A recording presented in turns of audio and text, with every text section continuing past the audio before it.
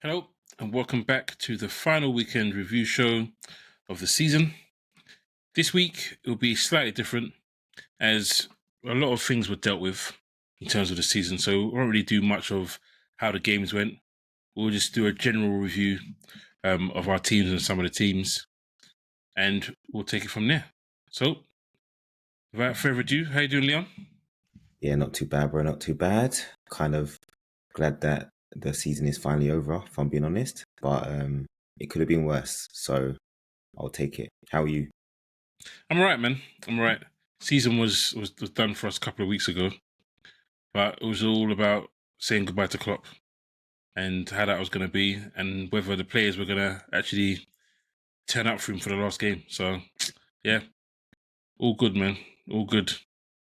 But as I said, this week a bit different.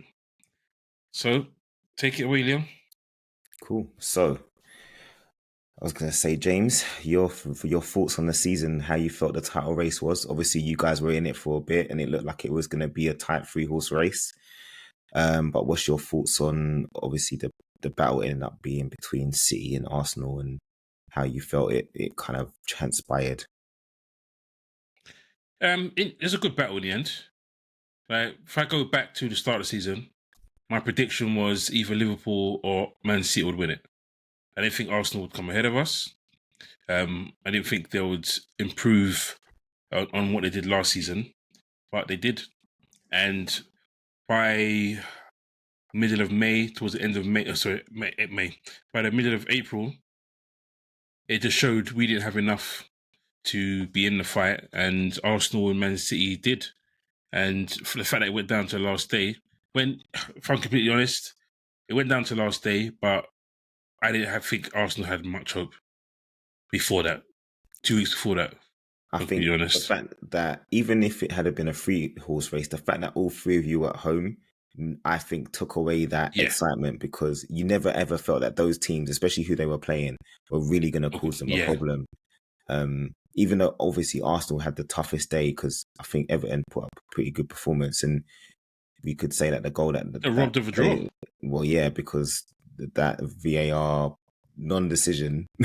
Basically, for imagine if they'd won the league on that, bro, it would have been. Imagine if they'd won the league on that. But knowing Michael Oliver, he probably would have bottled it anyway and not given the goal, I think. No, but we don't know, because. But he would have known what was going on, man. I'm sure. There's no way he knew it was 3-1 at that time. What? There's no way when he was going to the screen. You really think they said to him, "You know what, Michael? Just as you're doing it, just bear in mind it's 3-1 at the Etihad." Yeah. Okay, cool. I'll give it a go. Bro, you think because that discussion? Don't forget that gets recorded now, innit? Yeah, but is the recording going to be released? It could be. No, bro, because no one cares, because the title was done anyway. So does anyone care? Not really. I'm just saying, I don't know. I just think it was a poor decision. It was a poor decision, and regardless of what the score was, I don't think it would have changed.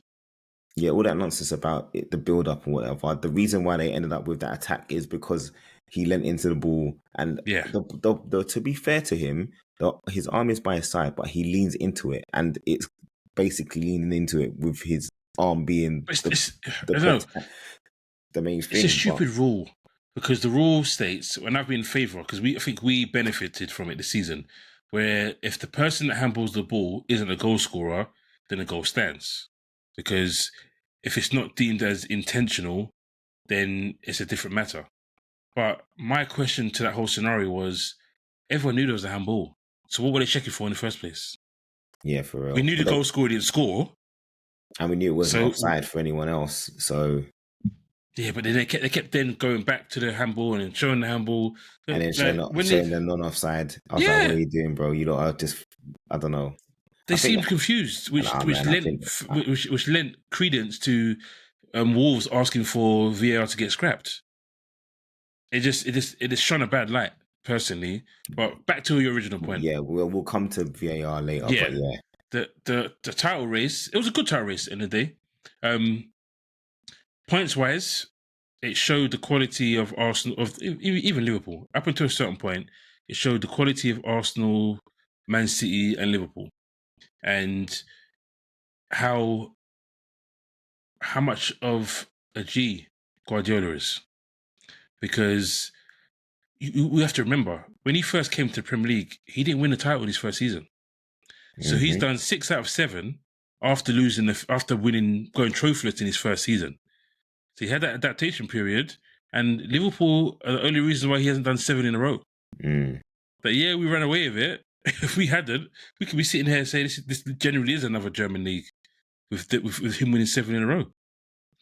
So happy that personally that it wasn't won by Arsenal for my own reasons. But I would have obviously much rather us come second, or actually I'd much rather us come first, but then second at worst. So I don't know. How did you find it? I think it's still it was missing a little bit of spice. I don't think there's too much respect, I think, between Not enough aggro for you. Yeah, man. I think that's what changed, like what made the Arsenal, the Chelsea, like there was needle. There's real needle. There was a real little bit of Rodri's starting to add some needle. He's trying to, but like let's be honest, he didn't say anything that was like an egregious thing to say. Like he basically said that the reason why Arsenal didn't win the league because when they came to the Etihad, they didn't come there to win. They came not to lose, and we knew in their eyes they didn't want it. That's being honest, and that's the next step for Arsenal. Let's be honest, right? Because one of the things that people were counted against them last year was their games against City, and the fact that they didn't finish the job against Liverpool as well. But this season, they managed to get 4 points off Liverpool and they managed to get 4 points off Man City. So you'd be in your mind thinking, mate, if you are in a title race and you manage that's how Ferguson won titles, though, isn't it? Yeah, and that's the same. And I feel like that's what Arteta was thinking would be fine. But the problem is, what they didn't account for was the drop points against Fulham, the drop points to West Ham, the drop points to Aston Villa. In fact, Aston Villa took 6 points off them. Yeah, and then the Newcastle game, which they will argue they got robbed because it wasn't a legit goal. But you know, that's all they would have got was 1 point. But they failed to score. Look, you can go back as far as you want, but the bottom line is when it was in their hands, which was the Villa game, the Villa at home game in the title race, that is what's made them come unstuck. Because apart from that, they've been almost faultless since the turn of the year. They dropped 5 points. They dropped 5 points in 2024. Is it 4 points? I think I read somewhere it was 5 because they got a draw.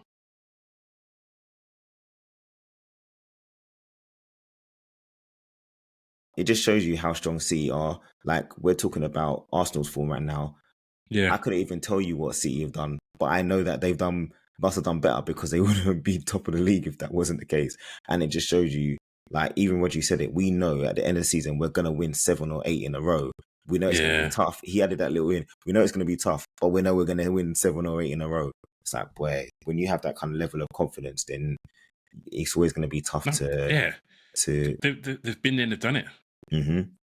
But that's how you see it you've seen it in the past with a lot of the teams that have gone out. Like Man United, you knew when it came to January, February, that was it. That's when they started to hit form. And the same when Arsenal beat Man United to the title and had that 12 point deficit and they went on a mad run as well. So you see it. Chelsea, when they did it with Mourinho, they were just relentless.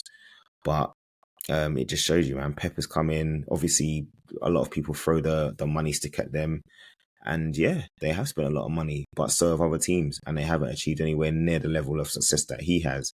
And the one thing you can say, obviously, there's a lot of charges that could be thrown at them. And that, you know, it remains to be seen how that will all pan out. It doesn't affect what they did on the pitch, though. They won it on the pitch. And the fact that they've also tried to ensure that, you know, they've built training facilities, they've improved on, you know, the infrastructure of the club, that they've got real leadership, they've got a flipping whole new City group, which is a bank of different teams around the world that they've got as flipping almost feeder clubs.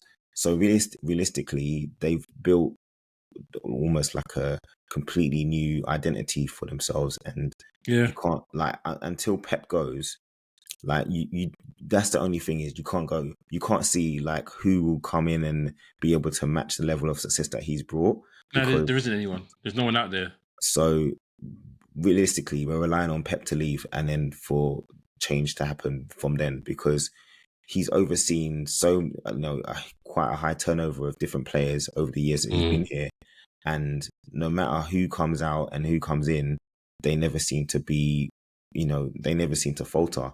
And again, apart from the season where you guys beat them to it, they haven't had another down year. So you got to give credit where credit's due. I think Arsenal gave them a good run again.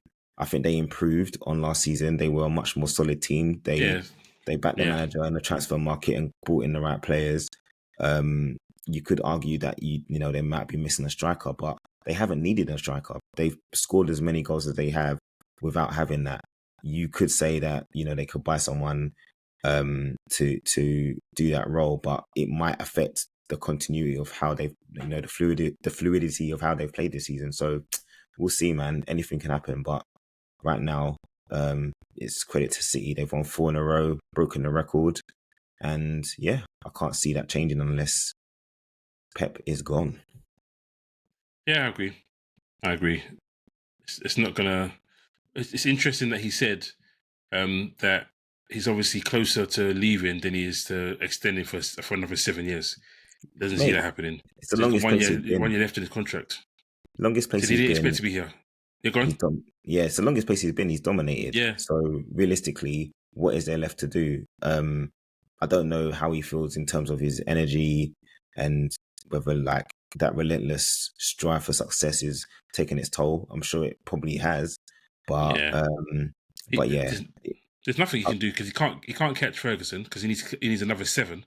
That's mm-hmm. not going to happen realistically in terms of him. I can't see him staying here for 8 or 9 years to get 7.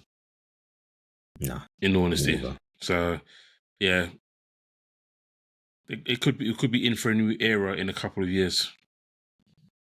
It could be. So I know you kind of touched on it. Obviously Liverpool dropping out the title race. How do you feel about your season in general? Like, how do you feel about how it transpired and what's your thoughts on the future? Obviously, Klopp's era at Liverpool and the new manager coming in. Well, there's positive and negatives.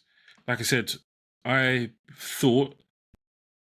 believe they will challenge. It will come first or second. That was my prediction beginning of the season, and which was optimistic because you didn't obviously you made quite a few changes, especially in the midfield, but you didn't quite get everyone. I would say that no, we didn't get exactly what we needed. Like for me, I said if we get a DM, then we would challenge to win the title. Obviously, I didn't expect us to sign a DM that was as good as he has been. He's just not the elite in Endo. No, I thought we'll get a Casado, or we'll get a Kone from Gladbach, or we'll get a Thuram who technically isn't a DM Thuram, but he probably could have been turned into a DM. Mm-hmm. I thought we'll get that caliber of player that would elevate us, and we didn't. But at the same time, I knew our issue was we need to revamp the midfield, and we did that. And as long as we had the legs, which we got in Szoboszlai, as long as we had the ability to keep possession and to create, which we got in McAllister, and then we had the energy, which we obviously got in Endo, that we would not repeat what we did last season. It wouldn't happen. And that we would challenge City. So, obviously, it was going according to plan, in all honesty, until we drew with Man United. And then it's almost like once we drew with Man United and licked off all those shots and got nothing from it, it's almost like they lost confidence. And to go along with it, our defense was never settled. So, because our midfield was still new, it was never in sync like it needed to be. Mm-hmm. Like, you look at Arsenal's defense and midfield and Man City's, there's continuity in there. They've been there for a while. Yes, they brought in one player, Arsenal in Rice, but they brought in a very, very good midfielder. No, he's not a top DM, but he's a very, very good number 8, and he covers the ground. We never had that, and we were always searching for it. So it's disappointing for the way we went out, because it could have been better. if Klopp had made certain decisions earlier on, he said it himself. He wishes he gave Harvey Elliott more minutes, because when you look at it, once he brought Harvey Elliott back in and started him, we got better. Mm-hmm. Was that because we had nothing to lose and it made it a bit easier? Maybe. Or maybe Harvey Elliott was what we needed because Szoboszlai had not been able to step up after his last injury. He couldn't produce what was producing earlier in the season, which is fair enough. It's a new league. He came here as a 22-year-old. It's faster. It's tougher. No proper winter break like he gets in Germany and like he got in Switzerland before that. So, disappointing season. Yeah. Go on. And I was going to say, I feel like injuries have put pay to a lot of players' seasons this season, like the not being able to recover and get back into that form. Like we've heard former players talk about how, when you're in the zone, it's just like everything just flows. You don't even think about what you're doing, what decisions you're going to make. Everything just happens. And then when you get injured, it just completely derails you. And I just feel like this season, it just seems that it's for a lot of players coming back from injury, they just haven't been able to get back into the same form that they had prior to getting injured. Three of our key players, when you look at it, Salah never came back. Mm-hmm. Like before Trent got injured, people were saying Trent was potentially one of the players of the season, the way he was playing. Mm-hmm.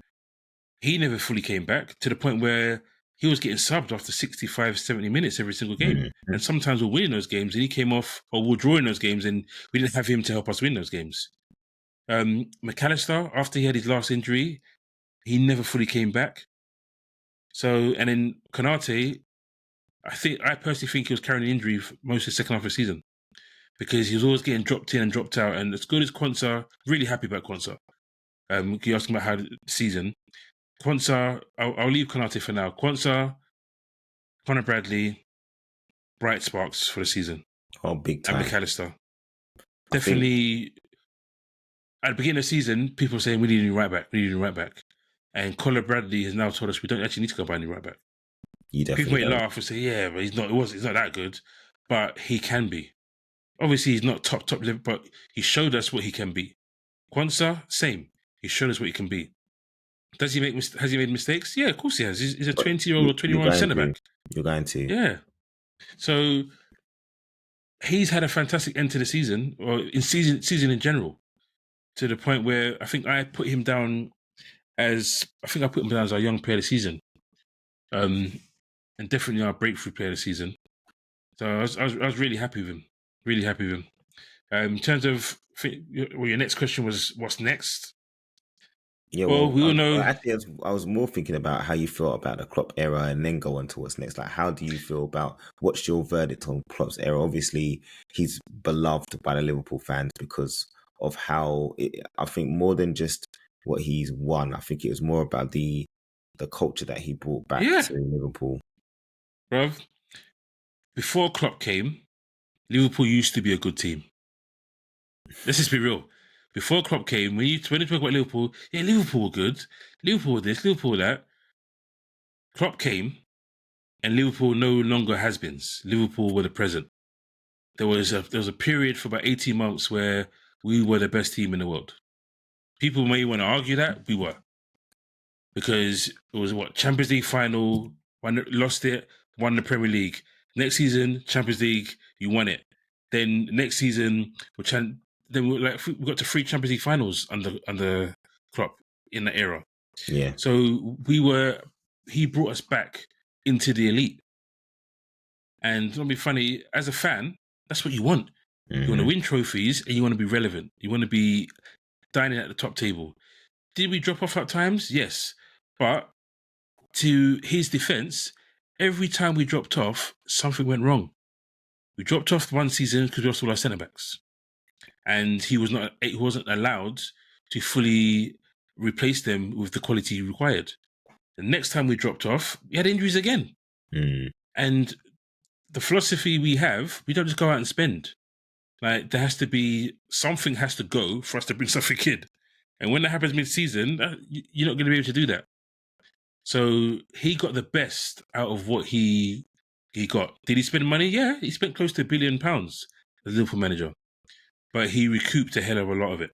To the point where I think the net spend was, after spending close to $1 billion, he only, when it was like, the net spend was 300 million or something crazy like that.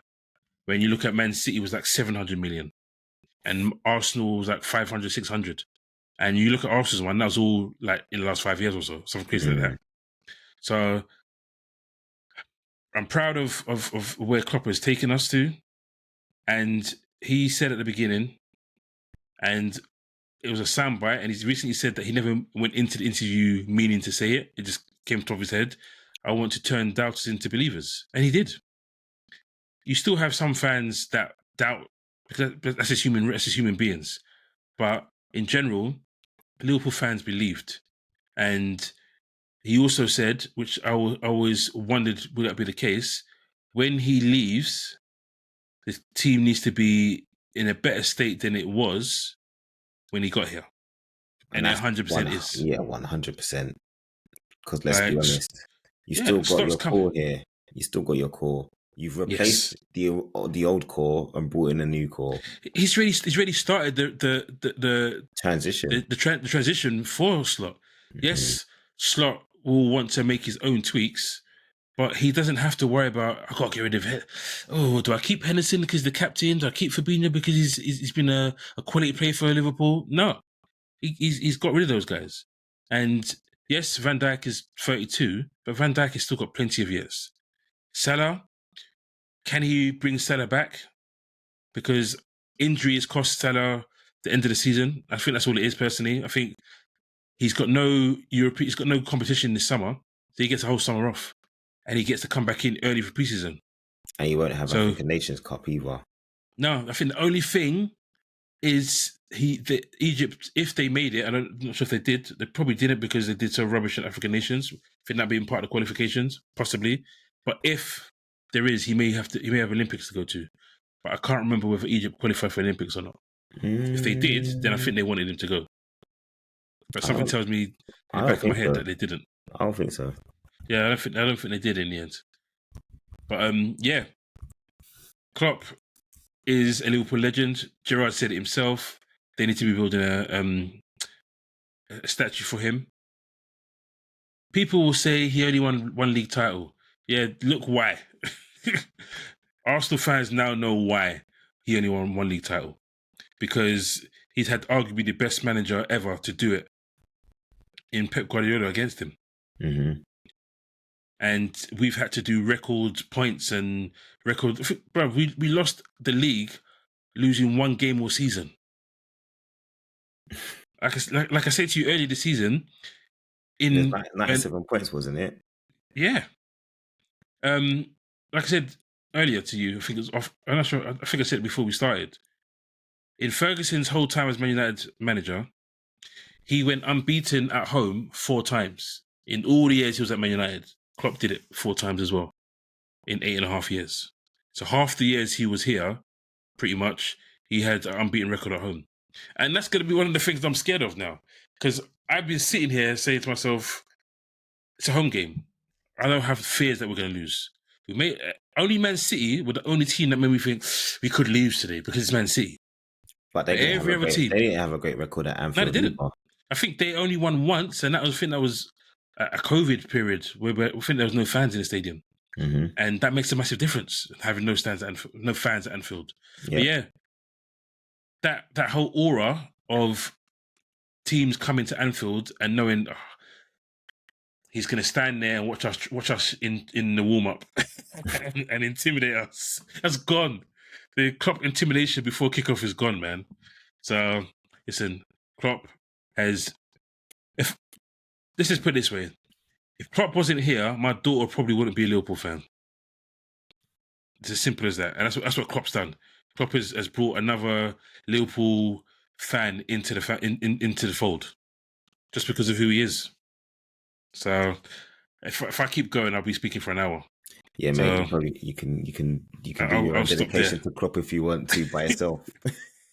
But no, I did ask the question, so we have to talk about it. So you kind of touched on it already with the transitioning with Arne Slot. You said you're worried about that form, but what do you think? What is it that you think he needs most importantly going into next season? A DM. A DM, because that's what Klopp needed as well. A DM, a centre back, because Konate gets injured too often, and Quansah, I can't expect him to push us to a title. I think if we just got those two, and they're both quality, then I'll be happy, because I'm not one of those that sit there saying he has to challenge for the title. It's not, like I said earlier, when Pep first came to the Premier League, he did not win anything. He was trophyless in his first season. So for Slot, keep us in Champions League. Bring what you've brought from Feyenoord, which is a strong defense and a strong attack and good football, and the fans will be happy. Fans will be happy. The fans will get on board. If those things come, then that's a good start. Obviously, winning a trophy, everyone wants to win a trophy, but I've got to be realistic. Man City are there. Arsenal have shown that they're a force to be reckoned with, and we're starting from ground zero. So, yeah. Get the buy-in. His first training sessions are really key. I've heard Rio Ferdinand and all these other ex-players say it. In those first few training sessions, you have to get the players on board. Mm-hmm. If he gets the players on board from there on, and then they like what he does in training and they respect it, then we have such a strong mentality type of team that I think he'll do well. Honestly, I think he'll do well. Cool. How about you? How do you feel about your season and the future?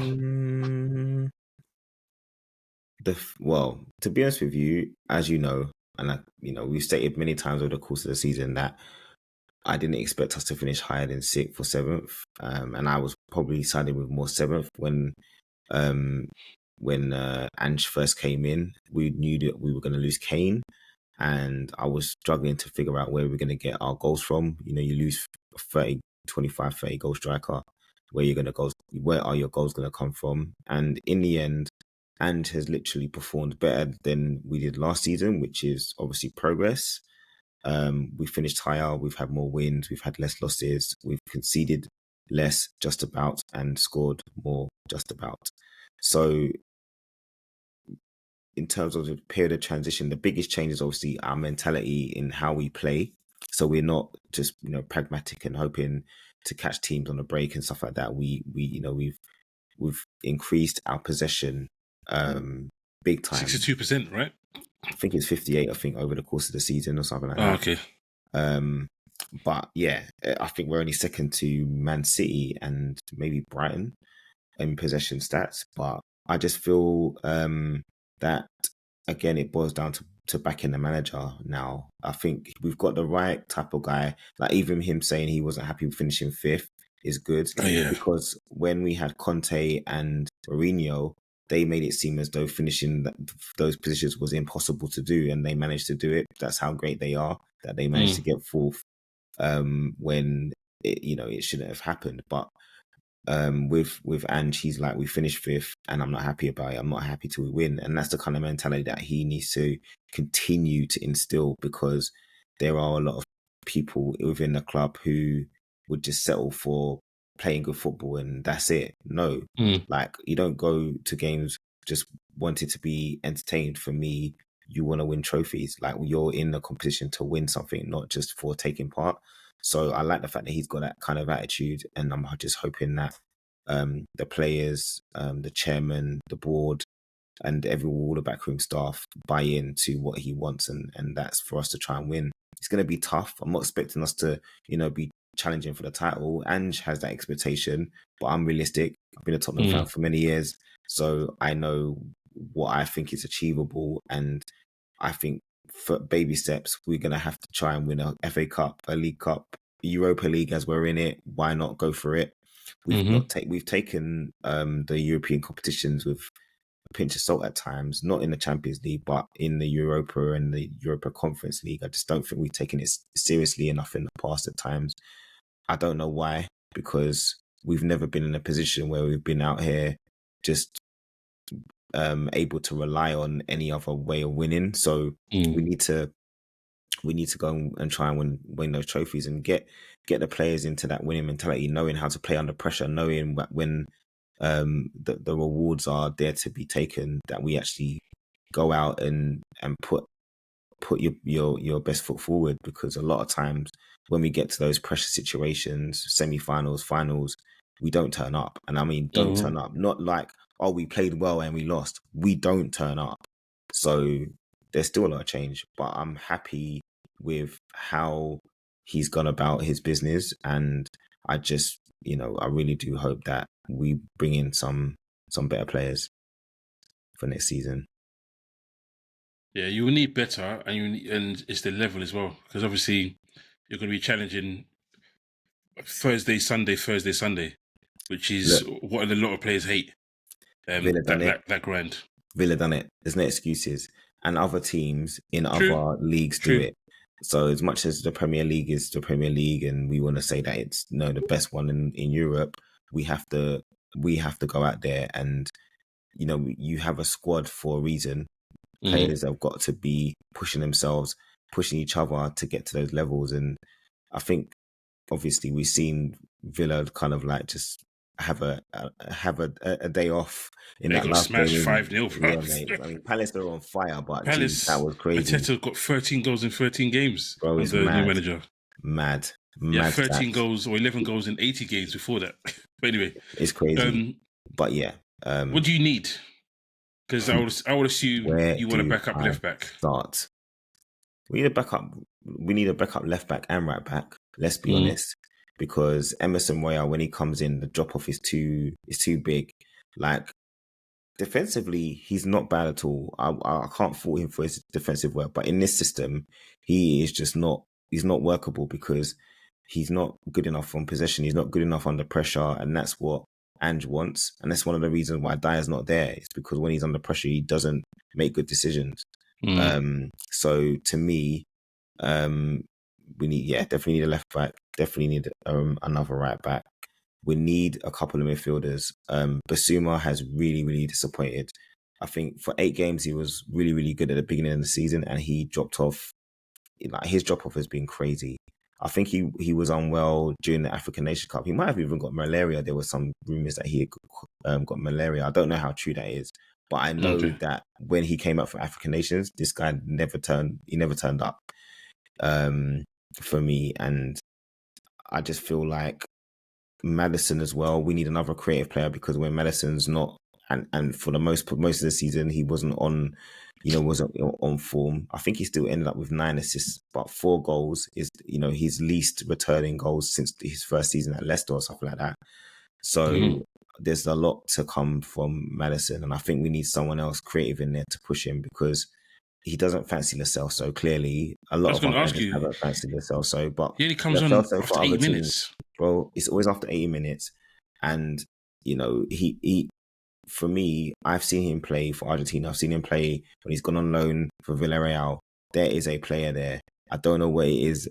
There might be an attitude thing. I don't know. But this guy, for whatever reason, just does not give him much of a chance in our team. But we definitely need that, and a striker, man. Like, we can't play Son number 9. There's games that Son gone missing. Son is much better off the left. We've known that. There's times where he filled in for Harry Kane and played as a number 9 when we were under Poch and Mourinho. But like, Son needs to be off the left or support striker or whatever, because we need a real proper number 9. Richarlison had a little period where he was on form, but he keeps getting injured now. And over the course of the 2 years that he's been here, you have to say he's largely been a disappointment. I think Brennan Johnson, he's young.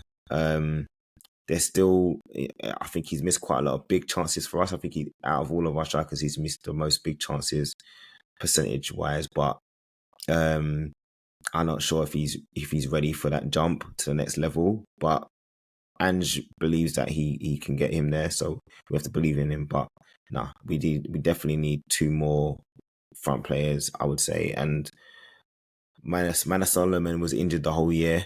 Don't know what Yeah, happened to him. yeah, good start. Wasn't it knee reconstruction? Something like that. Well, I don't know if it was reconstruction, but I know he had a knee problem and he was done for the year. So um, I think we probably need another left-sided player, and definitely Meniscus injury. It there you says go. Who knows? he's I due think back 4th of October, so he's who still knows? got a little while to go. Yeah, mate. We No, need another. sorry, it happened on the 4th of October, Oh, 2023. I He's was due gonna back say. early June, I still so think he'll be back for preseason. not sure how I feel about him yet. It remains to be seen how he will recover from that sort of injury. You're gonna lose some burst for sure. But yeah, man, there's a lot of players we need. I would say at least 5 signings, and we need to be able to offload.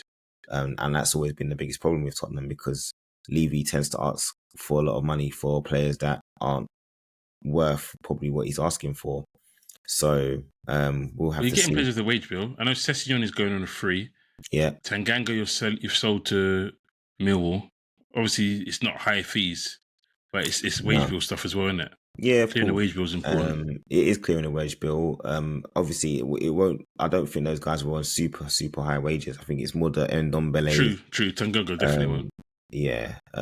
But yeah, we've got to move forward. We've got to change the mentality, and we can't get into another situation where people are questioning the integrity of the club when they're playing certain teams in the title race. That's what needs to change for next season, man. We need to be in and amongst it. And I know I'm not expecting a title challenge, but I expect us to not be falling off fourth the way we did, and taking advantage of slip ups and not slipping up ourselves after Villa has slipped up so many times and we just dropped the ball after that as well. So yeah, man, time for a change. We need a change, and hopefully Ange can bring it.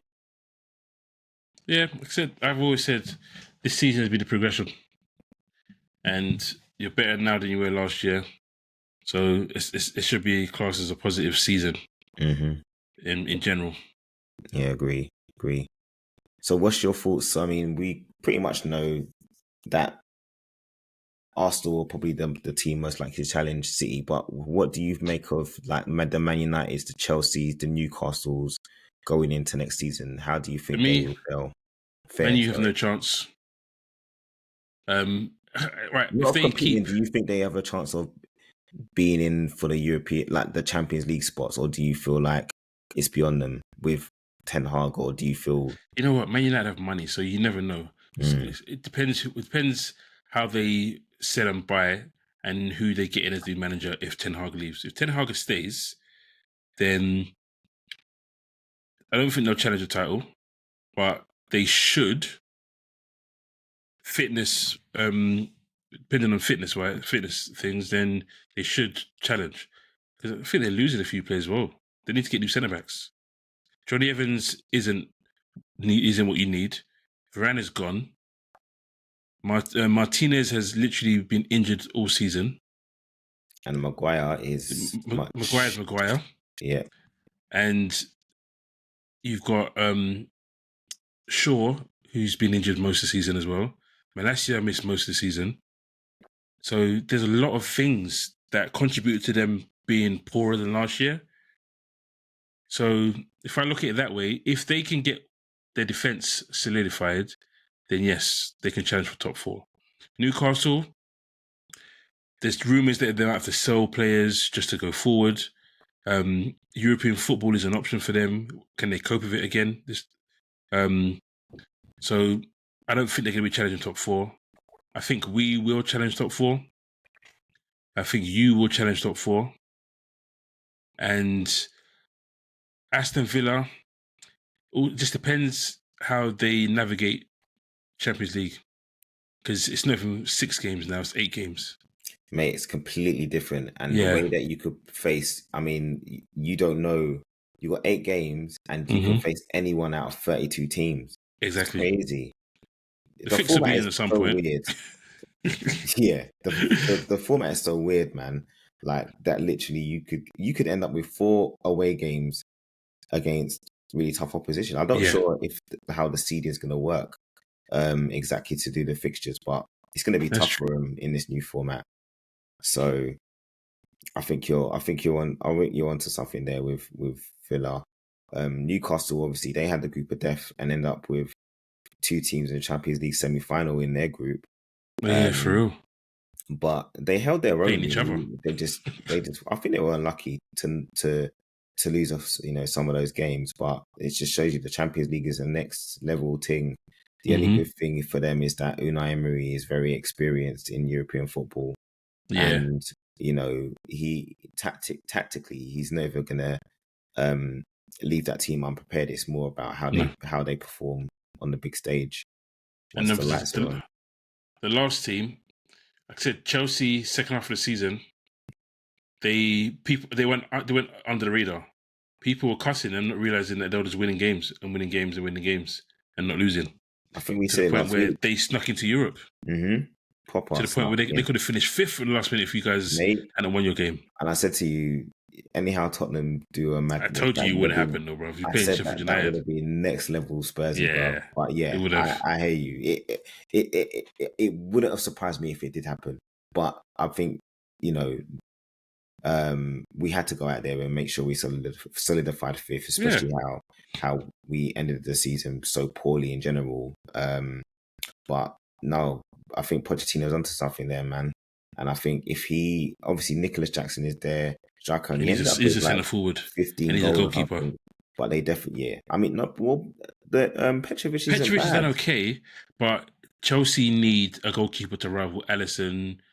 Even Raya this season has been really good. The Alissons, the Rayas, the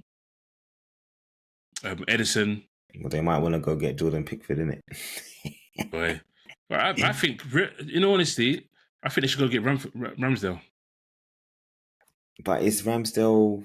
He's better. When you're looking around, I actually think he's better than Pickford, personally.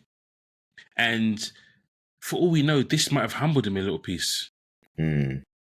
That he does knuckle down and concentrate. Because I think a lot of his problems were concentration. Maybe. But Ramsdale will be an upgrade on Petrovic.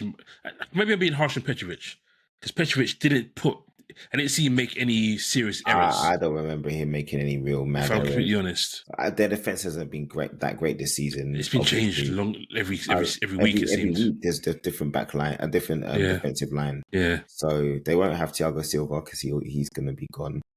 Probably going to go back to Brazil. Will Chelsea bring in senior players? Because I'm not sure if it was true or not, but I saw somewhere that they're going to scrap the kindergarten policy that they got going on there. I say that after they've apparently agreed a £56 million deal for an 18-year-old, Estevio. Well, I think they're always going to try and sign one of the kids. They've been doing that for years anyway, man. They've been signing true. In their academy, but I think Poch is going to be onto something next season, man. I called it, man. I said, don't sleep on Chelsea, and he snuck in there, got them Europe.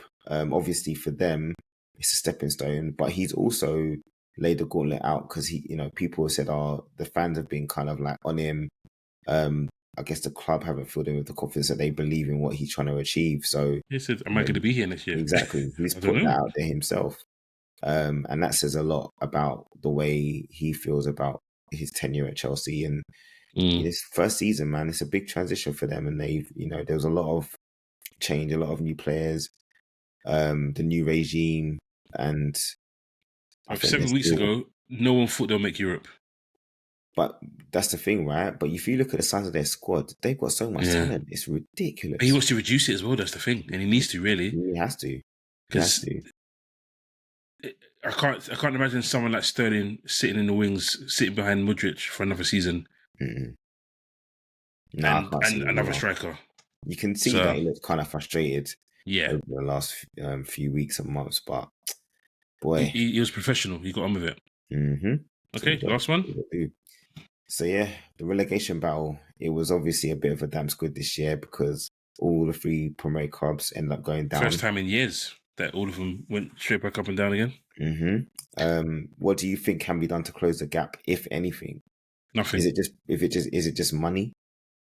It's nothing. It's the quality.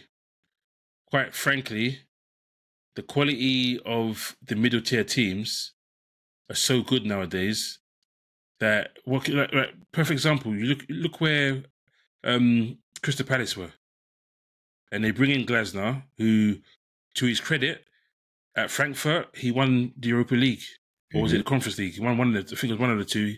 He won either Europa League or Conference League, and he turns up at Crystal Palace, and everyone's like, "Oh, there's not much he can do."